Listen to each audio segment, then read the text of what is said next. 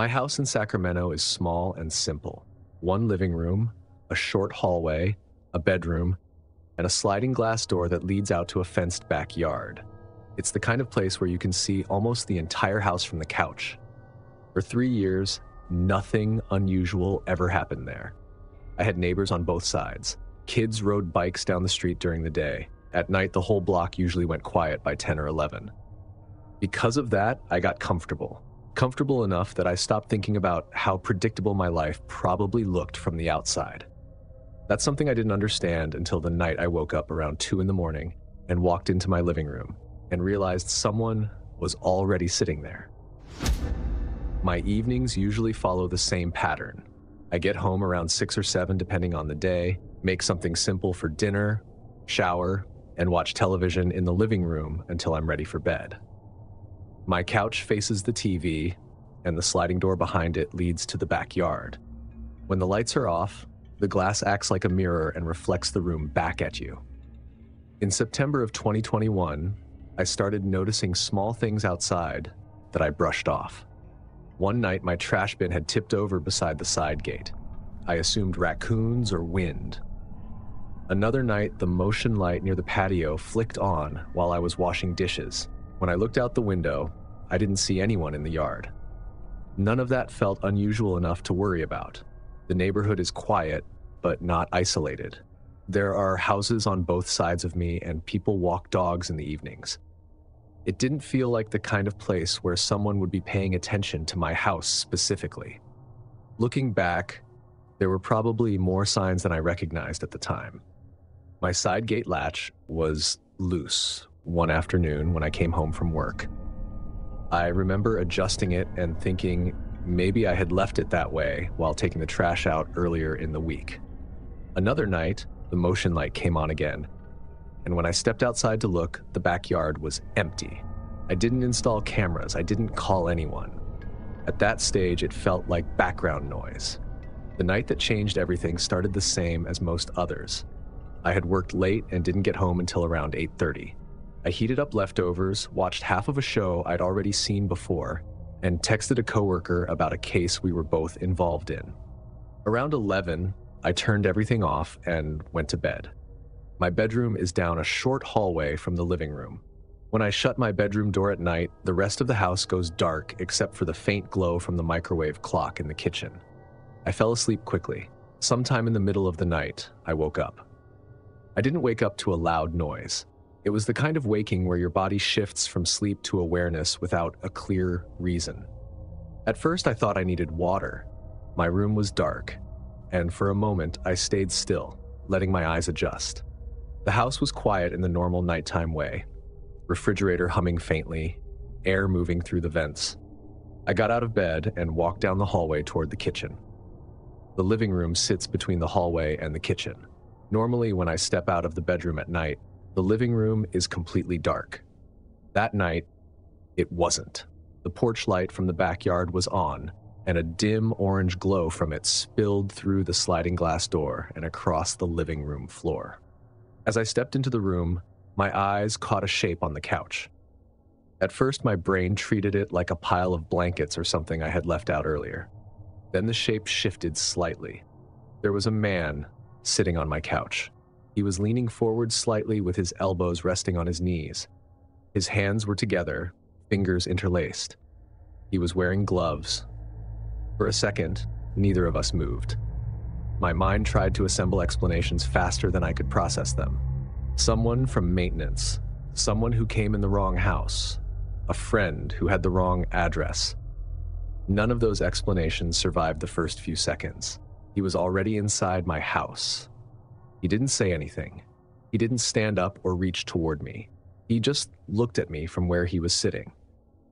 I couldn't see his face clearly because the light behind him was stronger than the light in the room.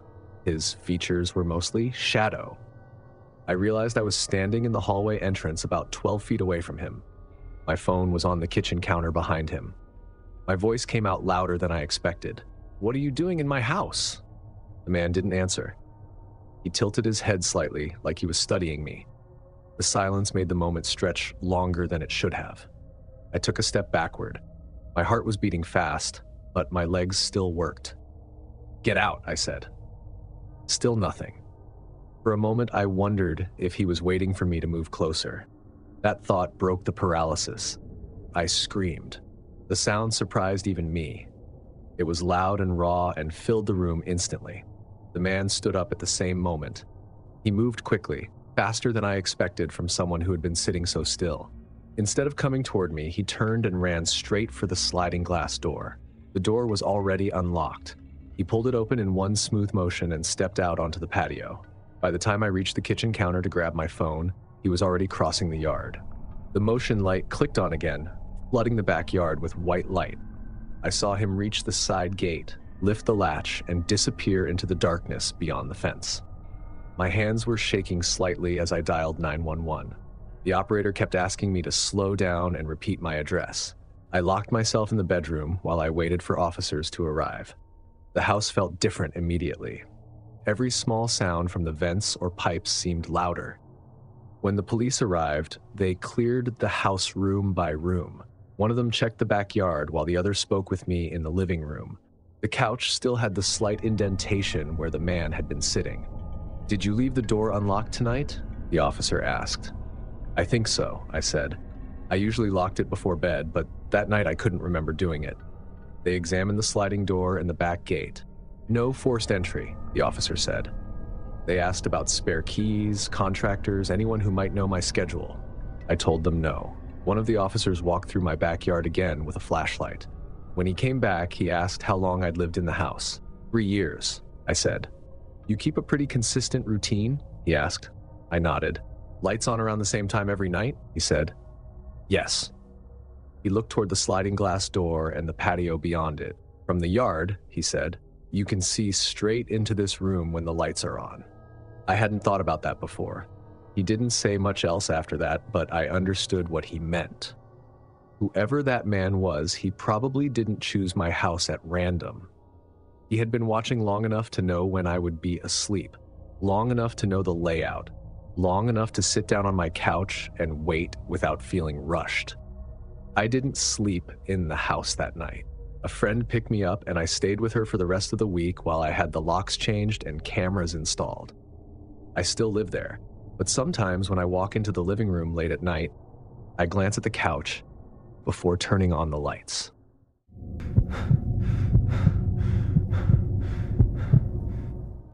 There's something about renting an older place that makes you accept a certain level of weirdness. You tell yourself it's part of the deal. The floors creak, the heat kicks on and the ducts pop, the plumbing has moods. You learn which doors stick in winter and which windows rattle when it's windy. After a while, those sounds stop being signals. They just become background. That's how it was for me when I moved into that house in Pittsburgh. I was 28 and in grad school. I needed a place that was cheap enough to make sense on a stipend, close enough to campus that I wasn't burning money on parking, and quiet enough that I could actually write. The house was an older duplex-style rental on a street with a lot of similar places. Narrow lots, small porches, a row of trash bins out back. It wasn't charming exactly. It was functional. 2 floors, narrow stairs, a kitchen that always smelled faintly like old wood no matter how much I cleaned, and an unfinished basement that looked like every basement I'd seen in Pittsburgh. Concrete floor, exposed beams, furnace and water heater against the far wall, a washer and dryer near the bottom of the steps. I didn't love the basement, but I didn't need to love it. I only went down there for laundry and to store a couple boxes I didn't want in my bedroom. When I first moved in, my landlord did the standard walkthrough. He was middle-aged, friendly in a tired way, and clearly managed a lot of properties. He showed me where the shutoff valves were, how the thermostat worked, and where the breaker panel was. At the basement door, he said, "It's unfinished, but it's dry. Just keep stuff off the floor if we get a big storm." I remember asking, "Is the basement secure?" He nodded like he'd heard the question 100 times. "Windows are small. Nothing to worry about." He handed me the keys and left. That was that. For the first month, nothing stood out. My schedule was boring in a way I liked. Classes during the day, research meetings, then long evenings at home reading and writing. I'd make dinner, wash dishes, and settle into a routine where my body could finally stop reacting to other people. I'm not someone who jumps at every sound. I grew up in a house with 3 siblings and thin walls. Noise doesn't automatically mean danger to me. It means life. So when I heard the first sound from the basement, I didn't even get up. It was late, and I was upstairs at my desk. The house was quiet except for the furnace cycling and the occasional car passing outside. I had been staring at my laptop for too long, reworking the same paragraph. I paused, leaned back, and that's when I noticed a dull thump from below. Not a bang, not something breaking, more like a heavy object shifting. I waited for it to repeat. Nothing. I went back to writing. A few nights later, I heard something again. This one was softer, more like a scrape.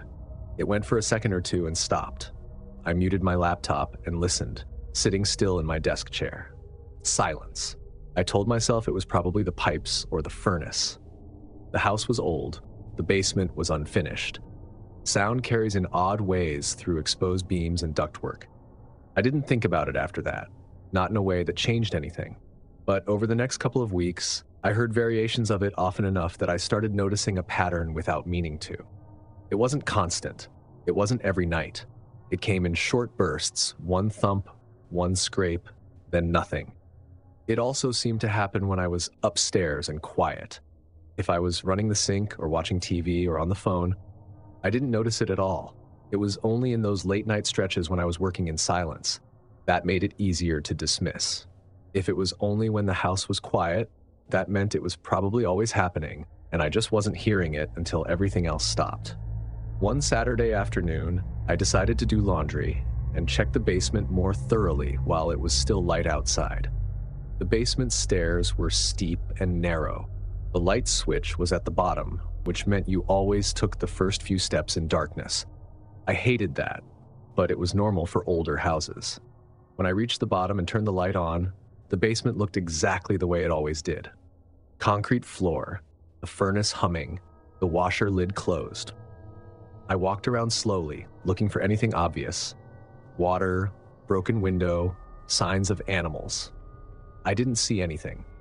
There were a couple basement windows, small ones near the ceiling. They were the type with metal frames and a latch that always looked flimsy even when it was working. I couldn't reach them easily without climbing onto something, so I didn't inspect them closely that day. I went back upstairs and told myself I had satisfied the part of my brain that wanted an explanation. The noises continued, but I filed them away as old house stuff and moved on. It took something small and honestly boring to shift my attention. I went down one evening to move a box so I could reach the detergent. One of the boxes on the shelf near the furnace was not where I remembered leaving it. It was pushed farther back, angled slightly, like someone had nudged it and not put it back. I stared at it longer than I needed to. Then I told myself I probably moved it the last time I did laundry and forgot. I was tired. My sleep had been weird. I'd been living in a cycle of reading, writing, and half resting. I adjusted the box and continued what I came down for. A few days later, I noticed the same box again. It wasn't drastically different, just slightly off, enough that I registered it twice. This time I felt annoyed with myself, like my memory was sloppy and I didn't like that. I don't enjoy the feeling of not being able to trust my own routines. That night, I started paying attention in a new way. Not panicked, just tracking. When I went into the basement, I looked at the shelves. I looked at the floor. I looked at the spaces behind the furnace and water heater that I never bothered to look at because they were unpleasant and dusty. Nothing obvious. I went back upstairs. Over the next week, I started noticing small details I hadn't cared about before. The basement door didn't always latch cleanly unless you pulled it shut firmly. The air in the basement smelled slightly different depending on the day. Sometimes it was damp concrete, sometimes it was dust.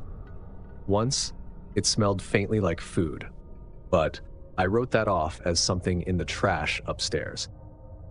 One evening, the motion sensor light in the shared back area behind the duplex came on while I was cooking. I looked out the kitchen window and saw nothing. That happened sometimes. It wasn't unusual enough to connect to anything. Still, the feeling of Something is slightly off started creeping into my daily decisions. I began doing small tests without announcing them to myself as tests. I placed a bottle of detergent on the washer in a specific position, label facing outward. I placed a cardboard box on the shelf with a tape seam lined up with a beam overhead. It wasn't obsessive. It was just enough that I would know if something changed. The next time I went down, the detergent bottle was turned. Not tipped over, not spilled, just rotated. I stared at it and tried to replay my last laundry trip. Had I turned it? Would I have turned it? I didn't have an answer. It bothered me because it wasn't dramatic enough to force certainty. After that, I made a point of taking my phone into the basement with me every time. Not because I wanted to film anything. It just felt wrong to be down there without a way to call someone.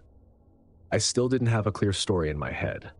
Animals could move things, rodents get into boxes, a raccoon could get in through a window and drag something, though I didn't know how it would get out again. Pipes could thump, ducts could scrape. All of those explanations were available, and I wanted one of them to be true. In February, the weather got colder. The house ran heat more often. The nights were long and quiet. One night, I was upstairs reading on the couch when I heard a sound from below that didn't match the others. It was soft, but it sounded like fabric moving across concrete. Not a pop, not a metallic ping, not a thump. It went for a second, paused, then went again. I muted the TV and sat still. It stopped. I waited, staring at the basement door at the end of the hall like it might do something. Nothing happened. I should have left it there. I should have stayed upstairs and told myself it was nothing again. Instead, I stood up and walked to the basement door. I stood there with my hand on the knob for a moment. I didn't like the idea of going down, not because I believed something was there, but because I didn't want to prove myself wrong either way. I opened the door and started down the stairs. The first few steps were dark, and I moved slowly, one hand on the railing. When I reached the bottom, I turned on the light. Everything looked normal. That almost made it worse, because it meant I was going to have to decide whether I was imagining things. I walked toward the washer and dryer first, then toward the shelves. I looked at the box I'd been tracking. It was slightly angled again. I felt irritated, like someone was making a point in a language I didn't want to understand. I walked toward the furnace. Behind the furnace and water heater, there was a narrow space between the wall and the equipment where the light didn't reach well. I hadn't explored it before because it was awkward, and because it felt like a space you didn't need to enter unless something was wrong with the furnace. I stepped closer. At first, I just saw shadows. Then my eyes adjusted and I saw a blanket on the floor. Not a small rag, a real blanket, spread out like someone had been lying on it. Next to it were 2 food wrappers and a plastic bottle. There was also a small pile of something that looked like clothing, folded in a rough way. The basement air felt colder against my face, like I'd stepped into a different room. I didn't move closer to inspect it. I didn't touch anything. I backed up slowly, keeping my eyes on that corner. The most unnerving part wasn't the blanket. It was how tucked away it was, like someone knew exactly how to use the basement's layout to stay unseen. I walked back to the stairs and went up quickly, not running, but not taking my time either. When I reached the top, I shut the basement door and locked it. Then I stood in the kitchen with my phone in my hand and tried to decide what to do next. I thought about calling my landlord first. Then I thought about the fact that if someone was in the basement, I didn't want to announce anything to them through the floor. I didn't want to shout. I didn't want to pace. I didn't want to make noise that could be interpreted as panic. I stepped into the living room, kept the phone close to my body, and called 911 in a low voice. The operator asked where I was. I gave my address. She asked what was happening. I told her I found signs someone might be in my basement. She asked if I had seen the person. No, I said, but there are blankets and food wrappers. It looks like someone's been down there. She told me to stay upstairs, keep doors locked, and wait for officers. I sat on the couch facing the front door, not because I thought the person would come through it, but because it gave me something to watch. The basement door was behind me down the hall, out of view, and that bothered me. I moved a chair from the kitchen and positioned it so I could see the hallway. The minutes felt long. I kept hearing normal house sounds and assigning them more meaning than they deserved. The furnace turning on, the refrigerator cycling, a neighbor's car door closing outside. At one point, I heard a faint sound from below, like a small bump. I didn't move. I didn't want to give the basement any information about what I was doing.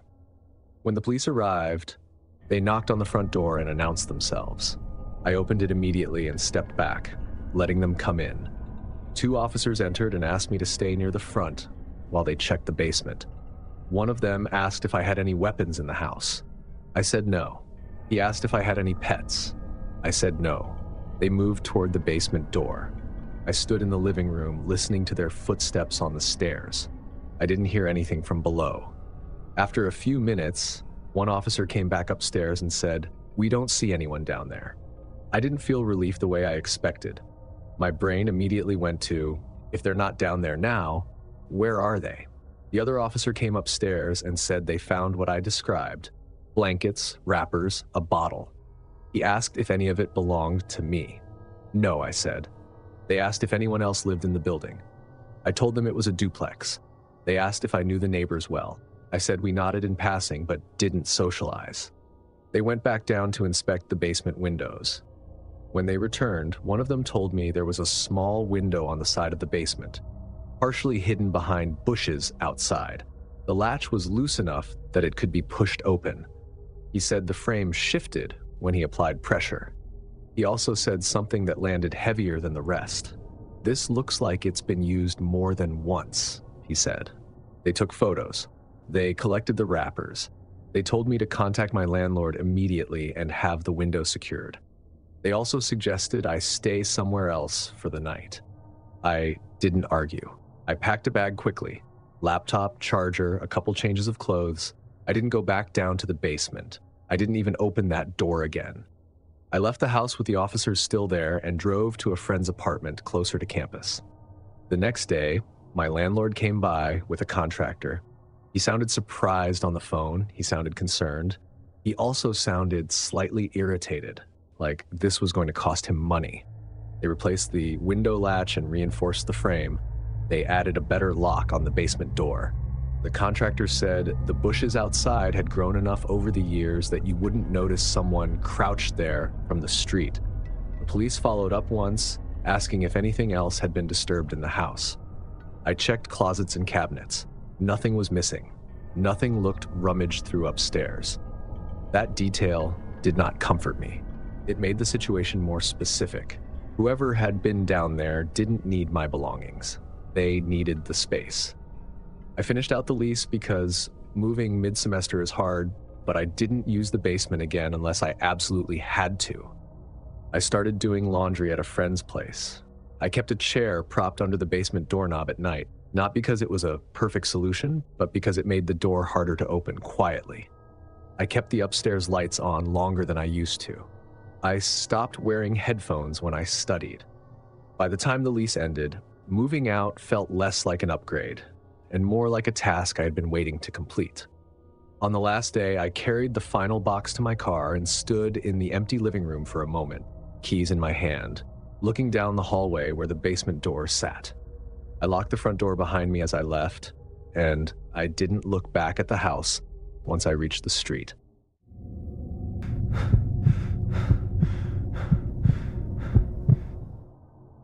When you are responsible for a house and a kid, you act like you're the final layer between normal life and whatever's outside it. You lock doors without thinking. You check the garage twice. You take the trash out and you look up and down the street even when there's no reason to. You do it because it's your job, even if no one called it that. I've always been that way with my daughter. Not paranoid, just steady. If something breaks, I fix it. If something seems off, I look for a practical reason first. That's why I didn't take her seriously the first time she told me someone was standing near the trees. This happened in Spokane in September of 2019. My daughter was 9. We lived in a normal neighborhood on the edge of the city where the backyards back up to a strip of trees before it turns into a bigger green belt. In the daytime, it's a nice feature. Birds, shade, the feeling that you've got some space behind you. At night, it's just a dark line that starts at the end of your grass. I'm a mechanic. I worked at a shop across town. Most nights, I'd get home around 6, wash up, eat dinner with my daughter, help her with homework, and then we'd do the usual evening stuff. Showers, a little TV, bed. Her mom and I were already separated by then.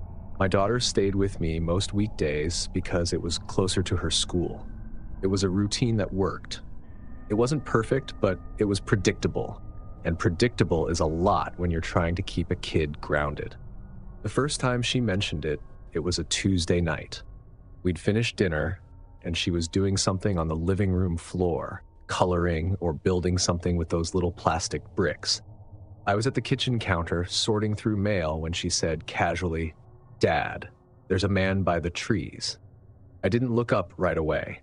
My first thought was that she meant a neighbor walking a dog behind the fence line, or someone cutting through the green belt. "What do you mean?" I asked. She pointed toward the back sliding door. "Back there, by the trees." I walked over and looked out. The yard was dark except for the porch light. Our fence was a standard wooden privacy fence, about 6 feet high. Beyond it, you could see the top edges of trees and deeper darkness behind them. I didn't see anyone. No movement. No flashlight. No phone glow. Nothing. "I don't see anybody," I said. She shrugged like she didn't care if I believed her. "He was there a second ago." "That could have been a shadow," I said, "or one of the neighbors." "No," she said. "He was standing still." Kids say things like that sometimes. They misread shapes. They watch something on YouTube and their brains fill in blanks. I didn't want to turn it into a bigger thing. I also didn't want to teach her that every feeling equals danger. "Okay," I said. "If you see something again, tell me. I'll look." She nodded and went back to what she was doing. That should have been it. 2 nights later, she said it again. This time, we were brushing teeth in the bathroom. She rinsed her mouth, wiped her lips with her sleeve, and said, "He's back." I turned off the bathroom light and stepped into the hallway. From there, you could see a sliver of the back door through the living room. "What are you talking about?" I asked, trying not to sound annoyed. I was tired. I'd had a long day at the shop with a transmission job that fought me for hours. She walked ahead of me and pointed, "By the trees again." I looked through the glass. Still nothing. "You can't really see back there," I said.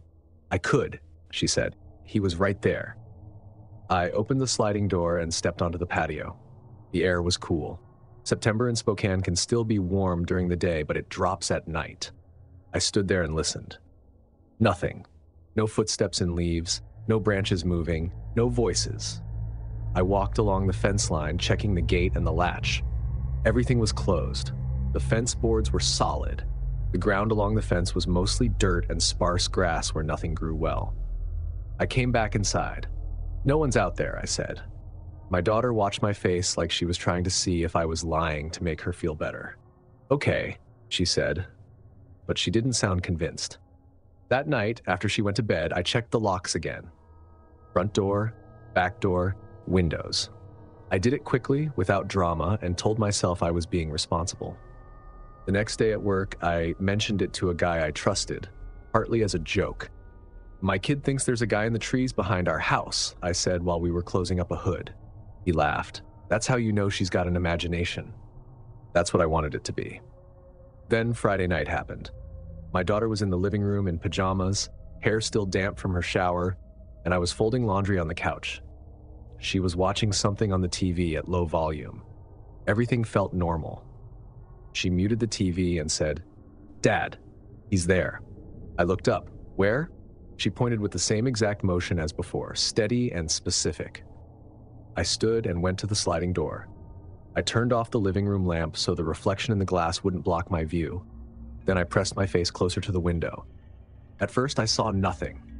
Then I noticed a shape at the far edge of the yard, beyond the fence line where the trees began. It wasn't on my property.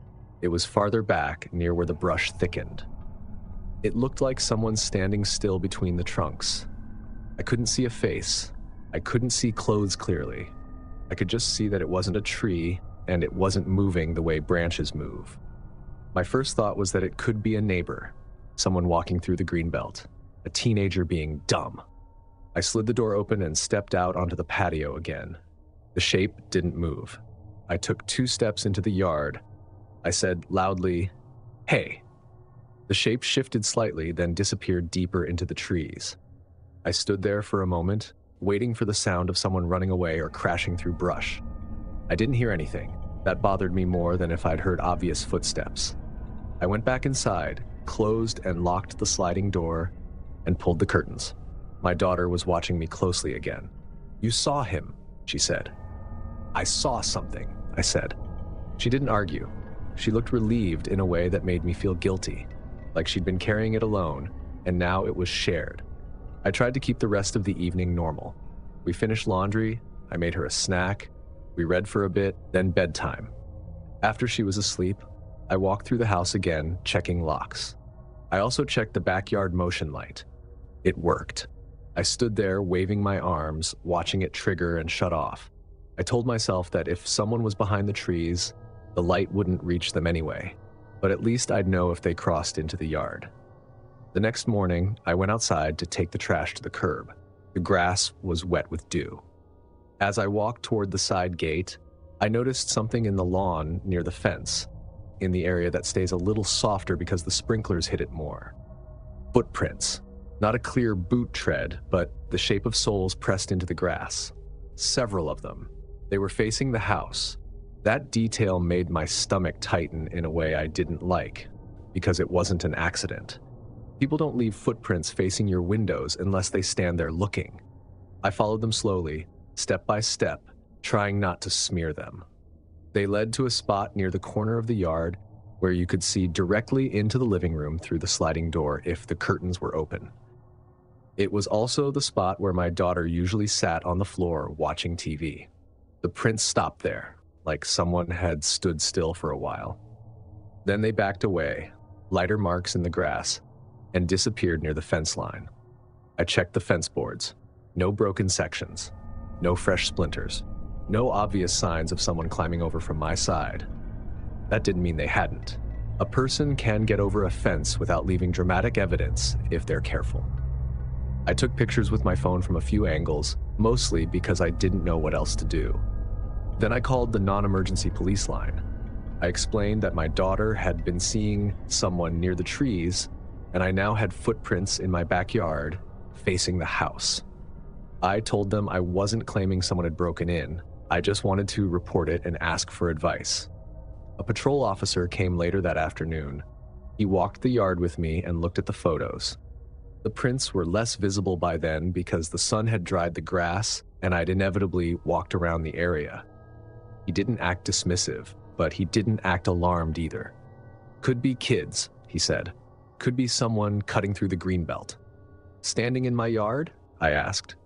He nodded slowly. "Some people don't have boundaries." He asked if I had cameras. I said no. He suggested motion cameras and brighter lighting, and he said they could have a unit swing through the area at night for a few days. "I can't promise you'll catch someone," he said. "If they're not there when we pass, we won't see anything." "I get it," I said. After he left, I went to a hardware store and bought what I could afford without turning it into a full project. A basic motion camera for the backyard, a stronger bulb for the porch light, a cheap door alarm for the sliding door that would beep if it opened. That night, I installed everything. It wasn't perfect. The camera's field of view didn't cover the entire fence line, and the motion sensor picked up our dog sometimes when he walked along the yard, but it was something. My daughter watched me install the door alarm and asked what it was. "It's just extra," I said, "so we know if the door opens." "Because of the man?" she asked. "Because I want to know if anything opens," I said. She nodded and didn't press. Over the next 2 nights, the motion camera sent a couple alerts. One was our dog, one was a cat, one was the wind moving branches enough to trigger motion. No clear person. The patrol car did drive through once that I saw, slow headlights along the street. That made me feel like someone else knew what was happening, which helped more than it should have. Then came the night that pushed it past "someone is watching" into something else. It was midweek. My daughter had school the next day. We did the normal evening routine. Dinner, homework, showers, bedtime. I stayed up later than usual, watching TV quietly, mostly because I didn't feel like lying in bed staring at the ceiling. My mind kept drifting toward the backyard and the fence line. Before going to bed, I checked the locks again. I made sure the door alarm was set. I checked the camera app. Battery okay, connection okay. I went to bed around midnight. I woke up because the dog was making a low, continuous sound near the bedroom door. Not barking, more like a tense whine that he does when someone is at the front door. I sat up and listened. The house was quiet. The dog stayed in place, ears up. I got out of bed and stepped into the hallway. From the hallway, I could see the faint glow from the living room where the streetlight outside hits the curtains. Everything looked still. I walked toward my daughter's room first. I didn't want to move around the house without making sure she was okay. Her door was closed. I opened it quietly and looked in. She was asleep. I left the door cracked and went back toward the living room. That's when I heard it, a soft sound from the back of the house. Not the alarm beep, not a crash, a sound like the sliding door moving against its frame. It was subtle enough that if I hadn't already been listening, I might have missed it. I stopped walking. Then I heard another sound, a small change in pressure, like a door that's almost shut being eased open. I stepped into the kitchen and looked toward the sliding door. The curtains were drawn, but there was a narrow gap where they didn't meet perfectly. Through that gap, I could see the door handle area. The handle was moving, not jerking around, being tested. The door alarm didn't beep yet, which meant the door hadn't opened enough to separate the sensor. I stood there with my phone in my hand and my other hand on the kitchen counter, trying to decide whether to turn on lights or stay dark. I didn't want to open the curtains. I didn't want to announce exactly where I was. The handle moved again, and then the door shifted. The alarm chirped once, just a single beep, the first warning sound, the kind that makes your brain jump even when you expect it. The sliding door opened a few inches. The curtains moved with it, the gap widening, and I could see the dark outline of the yard beyond. I could also see a hand at the edge of the glass, fingers curled around the frame. That was enough. I backed up quietly, moving toward the hallway. I didn't shout. I didn't run. I moved like I didn't want to make a sound that would tell someone where I was standing. I went to my daughter's room first and closed the door fully behind me. Then I woke her with my hand on her shoulder. "Hey," I whispered. "Get up." She blinked, confused. "Put your shoes on," I said. "Quiet." Her face changed immediately. Not panic, but recognition, like she'd been waiting for me to believe her for real. I grabbed my phone and called 911 from her room. I kept my voice low and told the operator someone was opening my back door. I gave my address. I told them my daughter was in the house. The operator told me officers were on the way and asked if I could see the person. "I'm not going back out there," I said. While I was still on the call, I heard the sliding door alarm beep again, faster this time, meaning the door had opened farther. Then the beeping stopped. Not because it reset, because it was switched off. I knew that because the alarm had a small toggle on the side. You have to reach it to silence it. My daughter looked at me, wide-eyed. I put my finger to my lips without thinking. We stayed still.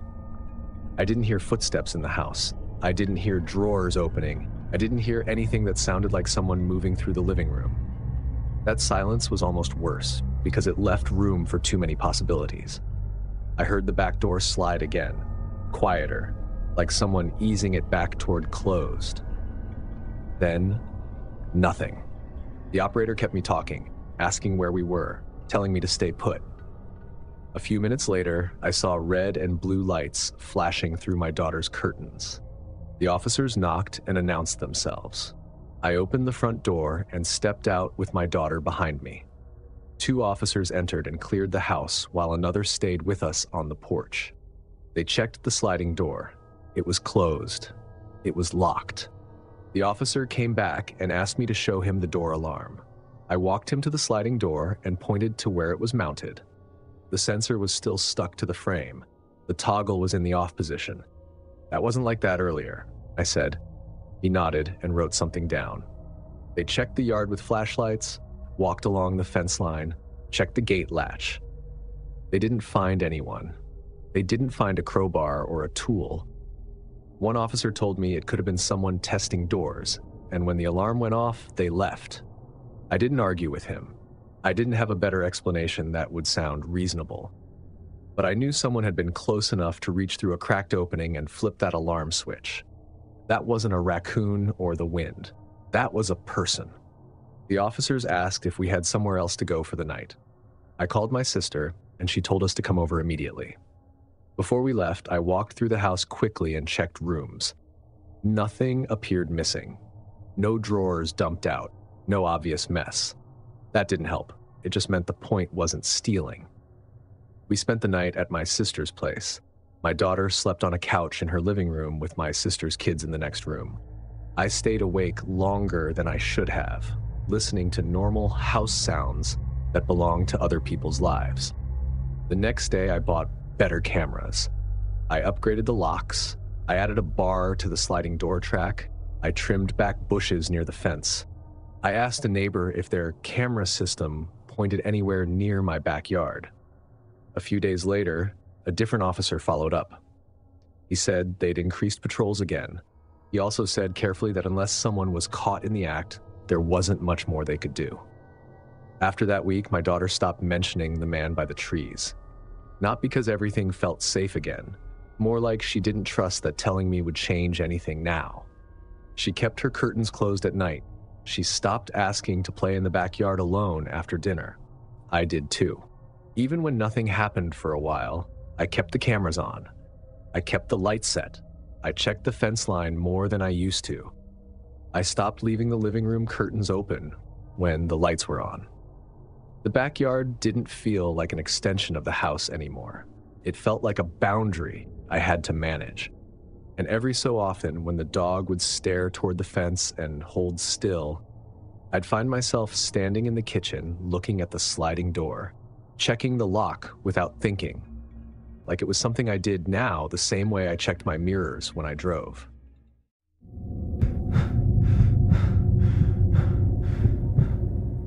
This happened in Albuquerque in January of 2023. I was 26, living alone in a small apartment complex on the edge of the city. Not one of the luxury places, but decent. 2 floors, exterior staircases, a parking lot that always had at least a few cars in it. My unit was on the 2nd floor at the end of the walkway, which I used to think was a good thing because no one had a reason to walk past my door. My schedule at the hospital was mostly nights at that point, 3 shifts a week, sometimes more if we were short. On my off days, I'd try to reset my sleep, but it never worked fully. I was usually tired in a steady way. The first time I noticed the bedroom door, it didn't feel significant. I woke up after a shift, not sure what time it was. The room was dim because I kept blackout curtains. I opened my eyes and immediately saw a narrow line of light on the carpet near the foot of the bed. The bedroom door was open a few inches. I stared at it, trying to remember if I had closed it. I told myself I must not have latched it properly. Sometimes the door would bounce slightly if you didn't pull it all the way. The HVAC could create a little pressure change in the apartment, and interior doors in old buildings can drift. I got up, closed it fully, and went back to bed. The second time, I noticed it in the morning after a day off. I had gone to bed at a normal hour, actually feeling like a normal person for once. I remember brushing my teeth, locking the front door, and closing the bedroom door like I always did. When I woke up, it was open again. Not wide open, just that same small gap. I stood there in the doorway in my pajamas, staring at it like it was a trick. Then I did what I do at work when something doesn't make sense. I checked the simplest explanation first. I opened and closed it several times to see if the latch was loose. It clicked shut every time. I pushed gently on it to see if it would drift open. It didn't. I told myself maybe I was the one drifting through my own routine. Maybe I was closing it halfway in my sleep-deprived state and imagining the click. Maybe I was waking up and moving it without fully remembering. That didn't feel great, but it felt more reasonable than assuming anything else. A few days later, it happened again. This time I came home after a night shift, exhausted enough that I could barely focus on anything besides getting into bed. I did the same routine anyway because I always did. Shower, clothes in the hamper, phone plugged in on the dresser, door closed. I remember pulling it until it clicked. I remember it because I made myself notice it. When I woke up, the door was open. The gap looked slightly wider than before. I got up and walked to the front door and checked the locks. Still locked, chain still in place. No signs anyone had been inside. My apartment wasn't huge. If someone had walked around, moved things, or left, I felt like I would notice something off. I checked the windows, closed and locked. I checked the balcony door, locked. I stood in the kitchen and tried to explain it to myself again. Maybe the door was catching and the latch wasn't actually engaging. Maybe when the HVAC turned on, the pressure pulled it open. Maybe the building shifted in temperature overnight. I decided to test it in a way that would remove the memory problem. That afternoon, before leaving for another shift, I took a photo of my bedroom door after I closed it. The photo showed the door flush with the frame, no gap. I also took a photo of the latch plate and the strike area, mostly for my own reassurance. Then I left for work. When I came home the next morning and stepped into the bedroom, I saw it immediately. The door was open again. I pulled out my phone and looked at the photo. The door had been closed when I left. I stood there for a few seconds, feeling my focus narrow onto that gap. Then I walked through the apartment and looked at everything else. Nothing obvious was missing. My laptop was still on the table. My purse was where I'd left it. The cabinets were closed. The bathroom looked the same. But a small detail caught my eye. The bedside table drawer was slightly more open than I usually left it. Not pulled out like someone had rummaged, just cracked, the way it looks when you didn't push it all the way in. I pushed it closed and stood there. It didn't prove anything. It was the kind of thing you do yourself without noticing. But it made the problem feel less abstract. It wasn't just a door drifting. That day I bought a cheap door wedge and a small battery alarm that beeped if a door opened. It wasn't a permanent solution. It was something I could do quickly without calling maintenance and sounding like I was telling a story I couldn't fully support. I put the wedge beside the bedroom door and set the alarm on the inside of the door frame. I tested it. It worked. That night I went to bed knowing that if the door moved, I'd hear it. The first night with the alarm, nothing happened. I woke up with the door closed and the wedge still in place. For a moment, I felt embarrassed, like I'd overreacted and turned a loose latch into a whole situation. Then the next night happened. It was one of my days off, and I was trying to sleep at a normal hour. I went to bed around midnight, which for me was early. I did my routine, closed the bedroom door, slid the wedge into place, and checked that the alarm was set. I lay there for a while, not sleeping. I could hear distant traffic. I could hear someone upstairs walking around.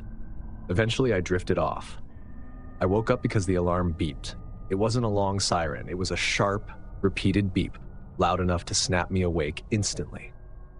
The bedroom door was open several inches. The wedge had been pushed out of the way.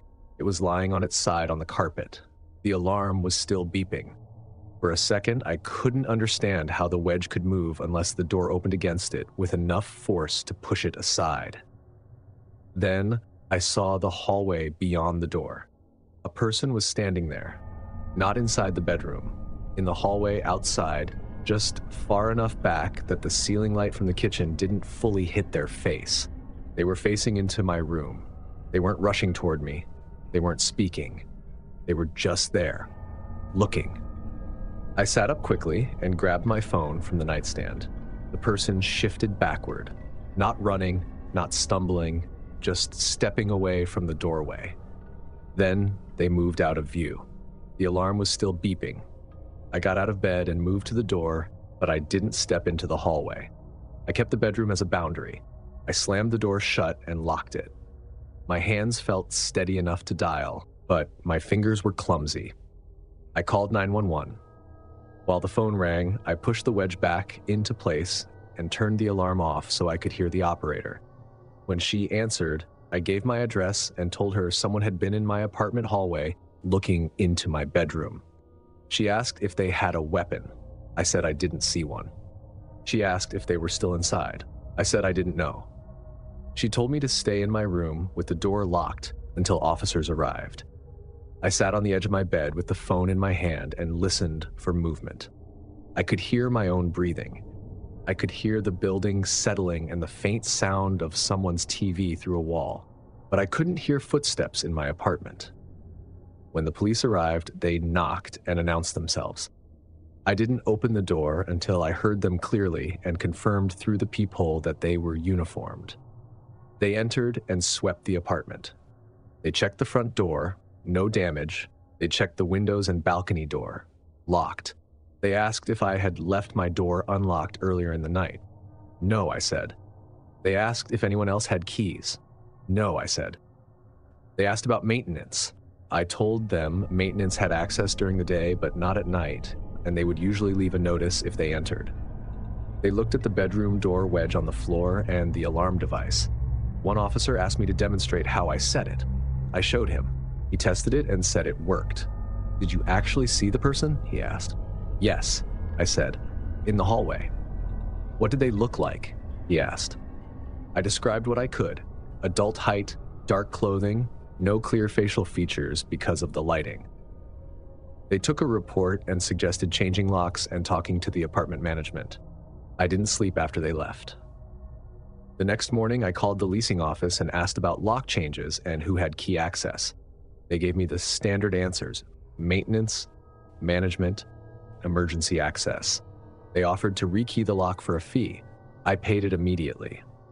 I also bought a second door wedge, a stronger one, and a small camera that pointed at the front door from inside. For a while after that, I slept with the bedroom door locked and the wedge in place, even though interior door locks don't mean much if someone is already inside. I didn't get another clear sighting after that night, but the door never stopped being part of my routine. It went from being a sleep habit to being something I checked like it mattered. And if I woke up and saw light in that gap, even after the locks were changed, I stopped assuming airflow was the reason.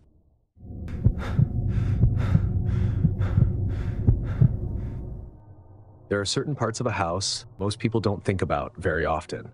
Not the rooms you actually live in, not the kitchen or the living room or the hallway you walk through 100 times a day. I mean, the parts that sit above or below everything else. The attic, the crawl space, places that technically belong to the house but don't really feel like part of your daily life. For me, that place was the attic. The house I rented in Albany had one of those small ceiling hatches in the hallway, a square panel with a simple metal ring attached to it so you could pull it down if you needed to get up there. When I first moved in, the landlord showed it to me during the walkthrough. "You probably won't ever need to go up there," he said. "It's just insulation and ductwork." That was fine with me. I had no interest in climbing into a dusty attic in the middle of winter. Most days I barely noticed the hatch. It blended into the ceiling paint so well that you had to look directly at it to remember it was there. I moved into that house in late October of 2022. By December, the routine of living there felt settled. I worked as an accountant for a small firm downtown, and most of my days followed the same pattern. Work until 5, drive home, cook something simple, watch a little TV, then bed. It was quiet living alone, but not in a bad way. The first time I noticed the attic door was slightly open.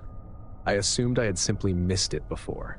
I was walking down the hallway toward the bathroom when something above me caught my eye. The panel wasn't sitting perfectly flush with the ceiling. One corner had dropped maybe half an inch.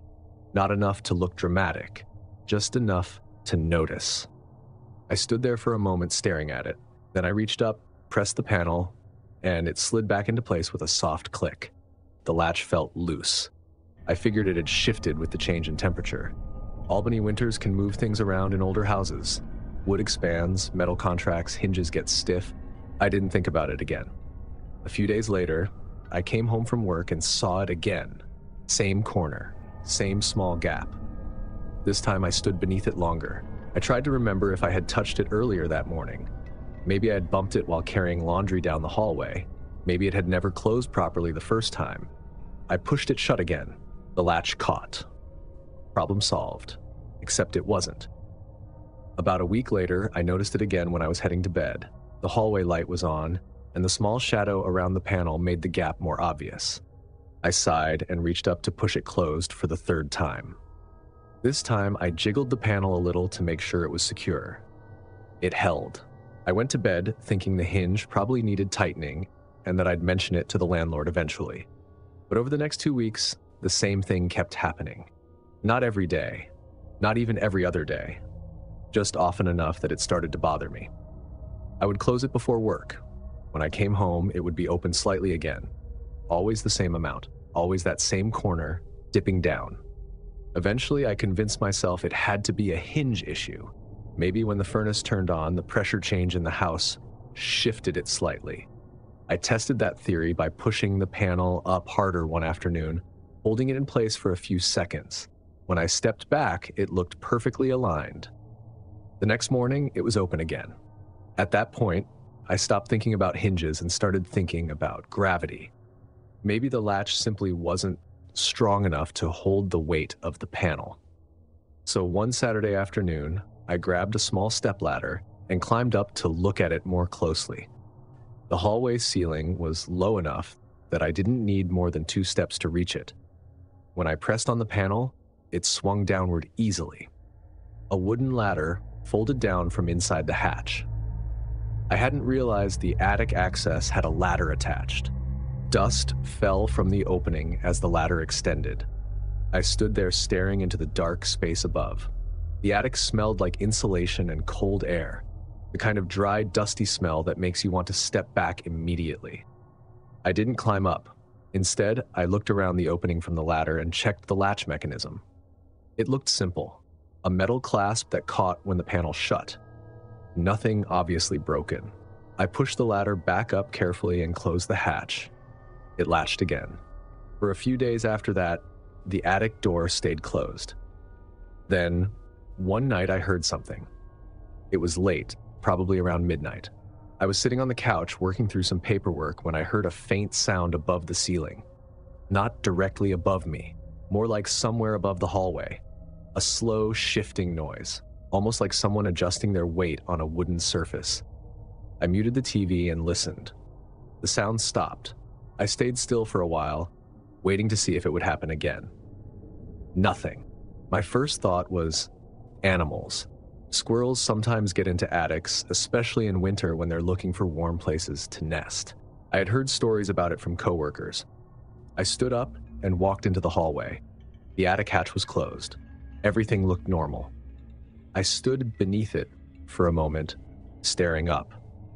Then I told myself it was probably exactly what it sounded like, an animal moving around up there. The next night it happened again.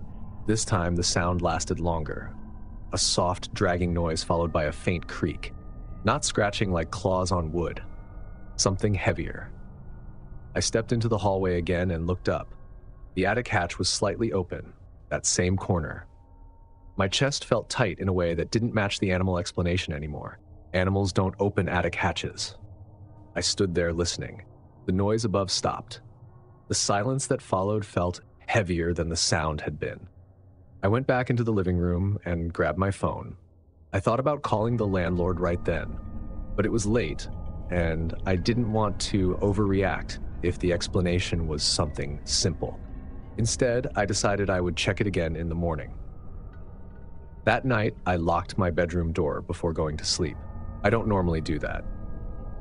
The next morning, the attic hatch was open wider than I had ever seen it. Not hanging down completely, but enough that I could see a thin line of darkness between the panel and the ceiling. I stood there with my coffee in my hand, staring at it. The house was completely quiet. I didn't climb the ladder. Instead, I stepped outside and called the police. I didn't frame it as an emergency. I told the dispatcher I believed someone might be in my attic. 2 officers arrived about 15 minutes later. They walked through the house first. Then, one of them positioned himself beneath the attic hatch and pulled the ladder down. Dust fell again as the ladder extended. The officer climbed slowly, flashlight in one hand. The second officer stayed below. I stood in the kitchen trying to hear what was happening above. For several seconds, there was nothing. Then I heard the officer's voice from the attic. "Sir, We've got someone up here. The words made my stomach drop in a very practical way. Not shock exactly, more like confirmation of the thing my brain had been trying not to believe. They ordered the person to come down. A few moments later, a man climbed down the ladder. He looked dirty and thin, wearing layers of clothing that were covered in insulation fibers. The officers guided him out of the house and into the patrol car. Later, they explained what they found up there. The attic had a narrow crawl space that ran above the hallway and part of the living room. In one section, the insulation had been pushed aside to create a small area where someone could lie down. There were blankets, food wrappers, empty water bottles. One officer told me the man likely entered through the roof above the detached garage behind the house. From there, he had found access into the attic, and once he was inside, the attic hatch gave him a way to enter the house, if he wanted to. I moved out a month later, not because the house was unsafe anymore, but because every time I walked down that hallway, I looked up at the ceiling. Tonight's stories all had one thing in common. Someone learned the house first. If that detail unsettled you, smash that like button, hit subscribe so you never miss the next nightmare, and tell me which warning sign you would have caught earlier. And if you think the safest place after something like that is getting in the car and leaving, you might want to see this next video. Click now to watch 4 disturbing late-night drive horror stories, because the highway can feel just as empty and just as dangerous. Thanks for watching. Stay alert, stay safe, and I'll see you in the next nightmare.